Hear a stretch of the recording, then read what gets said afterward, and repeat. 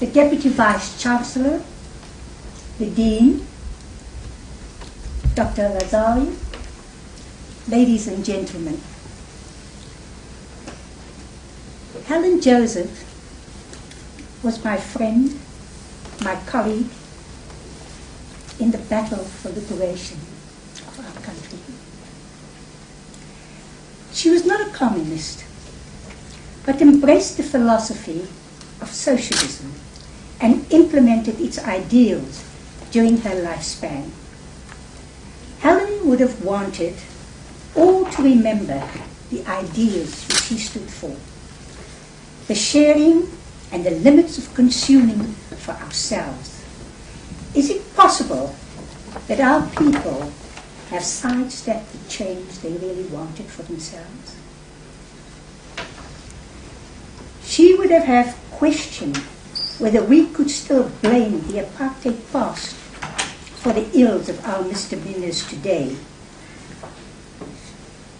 Or has it instilled in us almost a genetic function to own and consume more than we require, because we were so deprived of the basic needs of human beings: a shelter, employment, sustenance? Why is it that the greed of our society escalates each living day? The memories of yesteryear are still fresh in our minds. Those were hard times, but we stood united against the enemy of apartheid, oppression, and subjugation. Today, we don't know who our enemy is. We know that we have still not have a better life for all our people in this country. We know the challenges of HIV today, but we still have a long way to go to have that better life for all our people. We are a free nation now because of the dedication of many who are no longer with us. Do not forget them, Helen would say. Continue the upliftment of human life from the depths of poverty. Helen Joseph lived her life not only attending meetings, excuse me, speaking on platforms, excuse me, or organizing demonstrations, and often substituting her home for a cell in some jail. She shared what she had with others as well. She knew that the breaking of daily bread with others is the beginning of uplifting the lives of so many. At the age of 22, she left England on an adventurous journey to India, where she was offered a job in Hyderabad teaching the daughters of Maharajas. This was a cushy job for Helen, and she enjoyed the lifestyle of the rich and powerful.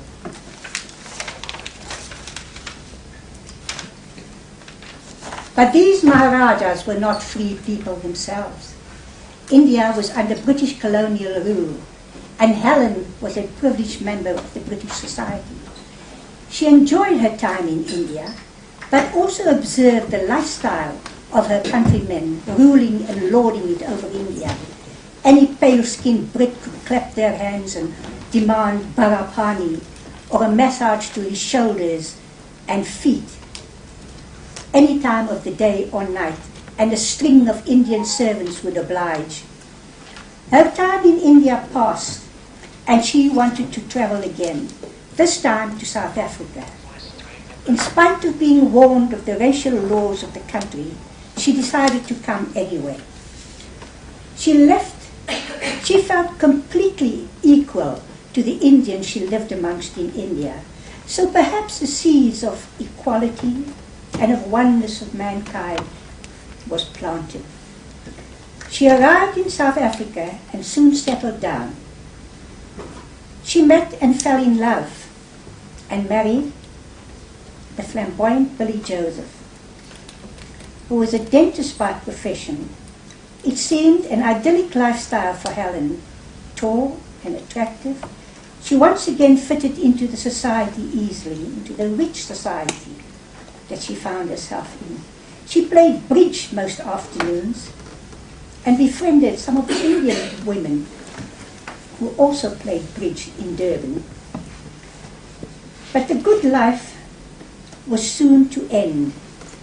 The Second World War had already been declared. She joined the Women's Auxiliary Air Force and did her bit for people and country. She had been married for 10 years to Billy, but realized it would become a marriage in name only. So when she was demobbed, she called it a day. They separated and divorced later. She now had to map out the life for herself again. She applied for a position that was advertised in the community paper for a centre in Elsie's River, a former centre in Elsie's River in the Cape. With the help of others, the centre was established and later supervised by Helen. Conditions of the people around her were disastrous, and she realized that to alleviate their plight, you've got to fight the evils that caused it. She did what she could at Elsie's River and then moved on when the position of the secretary was advertised for the Medical Aid Society of the Transvaal clothing industry. She applied and got the job. Here she was to meet the indomitable Solly Sachs and the impressive union members of the caliber of Anna Skeepers and Johanna and Hester Cornelius.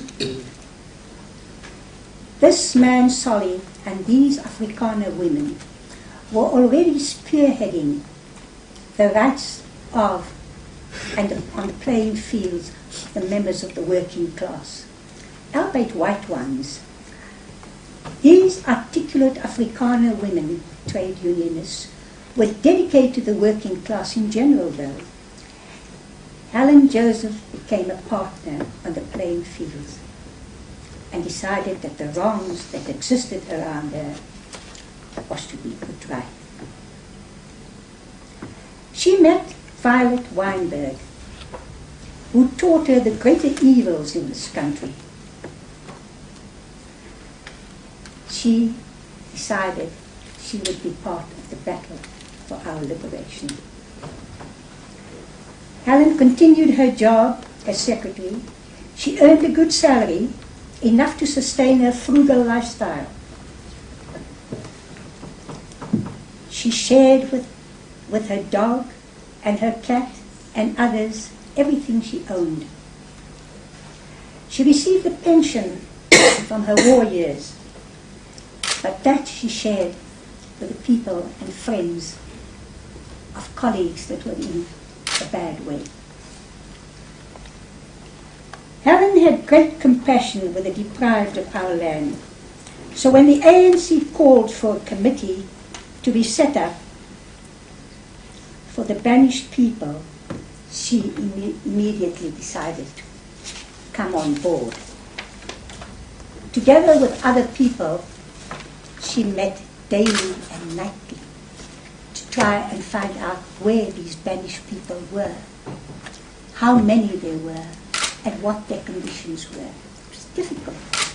It was a difficult task. We sat night after night hoping to relocate them.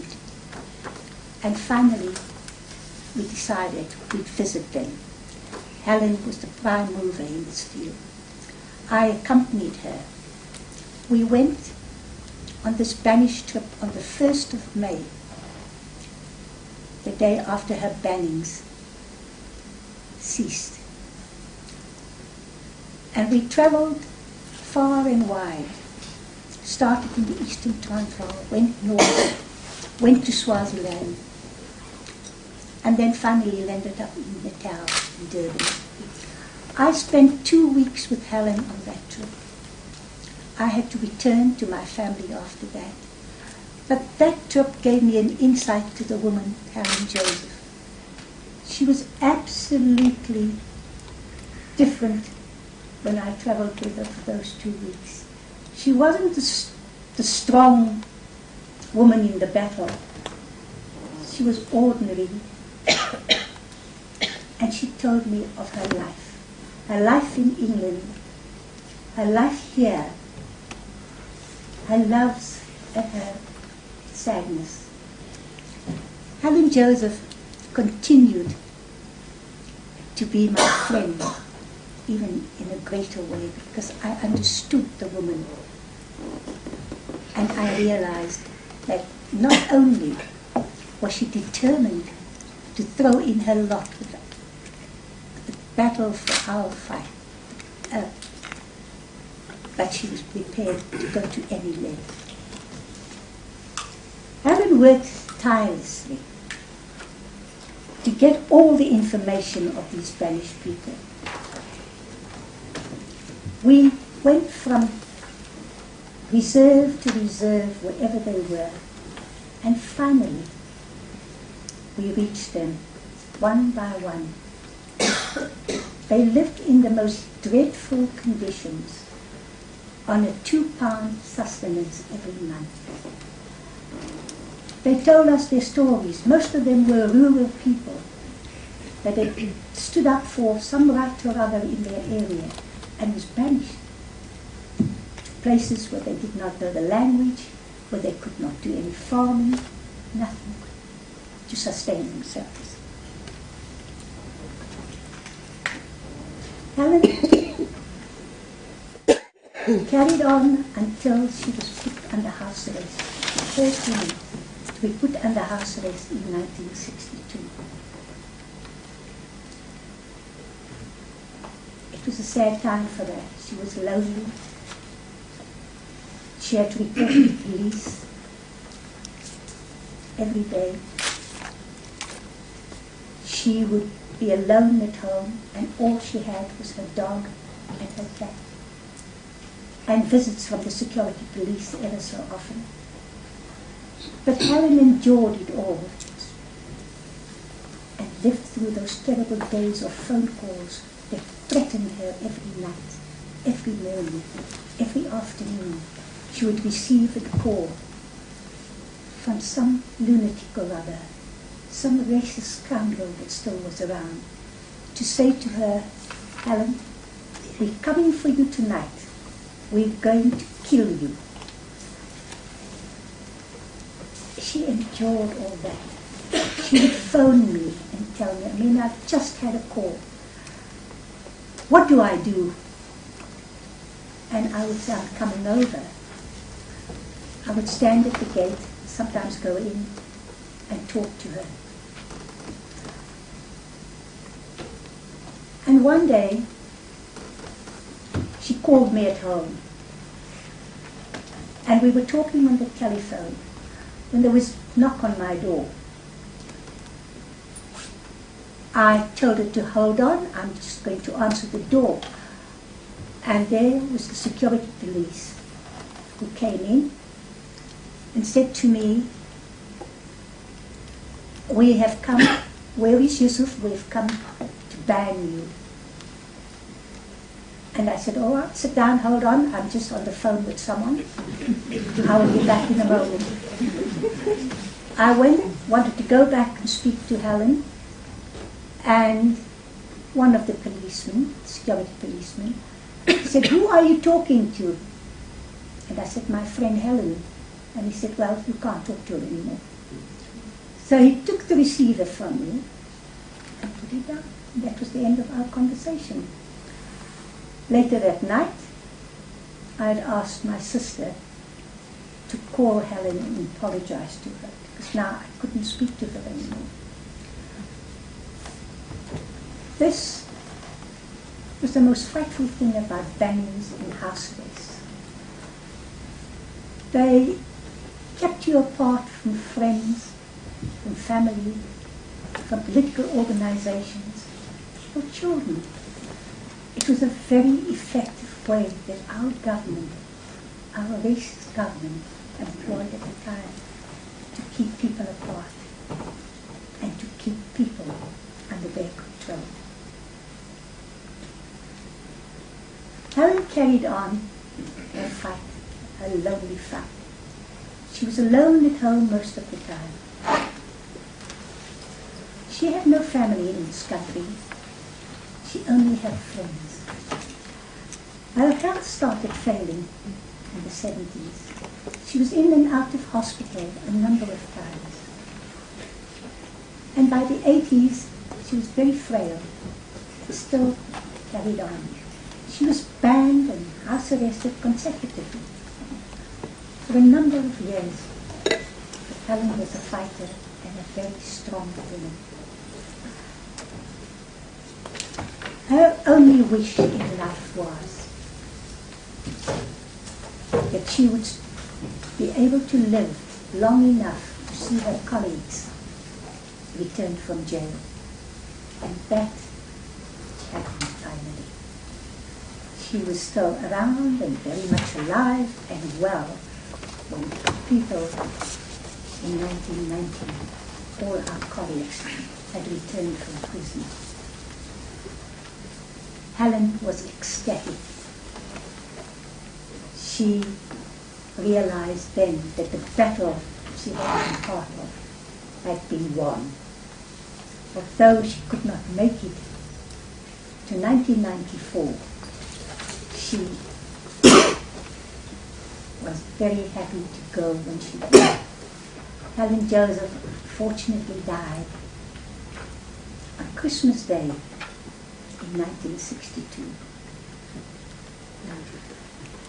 The world, and we in South Africa, will remember her forever. She was one of the bravest, the most dedicated comrades, colleagues I have known.